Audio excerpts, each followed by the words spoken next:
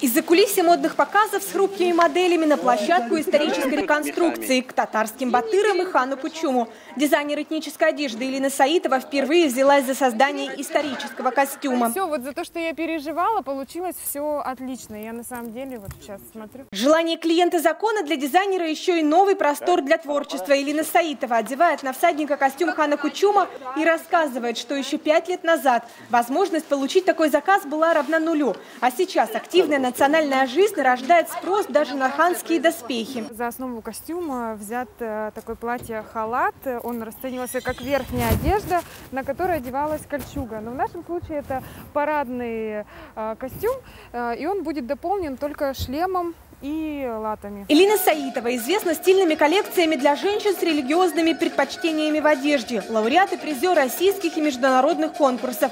Девушка с современными взглядами на жизнь выбрала в моде этническое направление. А теперь ее одежду выбирают мусульманки Тюмени. Сейчас появляется все больше татарских дизайнеров, и потому что это востребовано, потому что люди хотят иметь что-то в своем гардеробе именно с орнаментом национальным. И мы очень рады, что популяризируется татарская культура. Еще несколько лет назад не было ни спроса, ни предложения, вспоминает Рима Валеева. Ловить тренд дизайнеру не пришлось. От любви к национальной моде и всему, что связано с татарской культурой, девушка пришла к созданию этнических аксессуаров и собственному бренду. Изначально я для себя сделала, вот все первые изделия, допустим, я делала, то, что я сама хочу, да.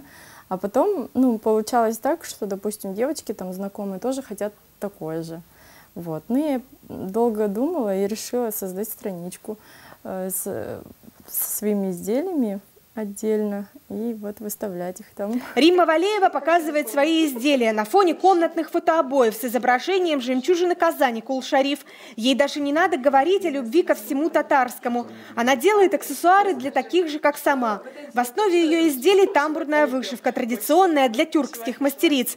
Сегодня изделия под маркой Безек по интернету покупают модницы по всей России. Большой успех имеют брошки с изображением башни Сююмбике. Брошки Сююмбике я решила сделать, глядя на брошки, вдохновившись брошками других дизайнеров, которые делают, например, Эйфелевые башни там, или Пизанские башни, разные. Я подумала, почему же нашу красавицу Сююмбике башню не сделать тоже в виде брошки.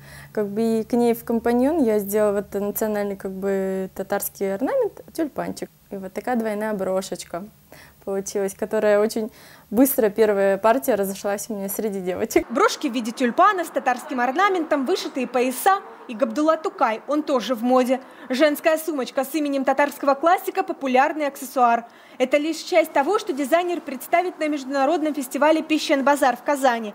Рима Валеева за вышивкой не спит ночами. Изделия Безек впервые окажутся среди работ уже известных мастеров. София Хайруллина, Тимур Ахмедов, ТНВ, Тюмень.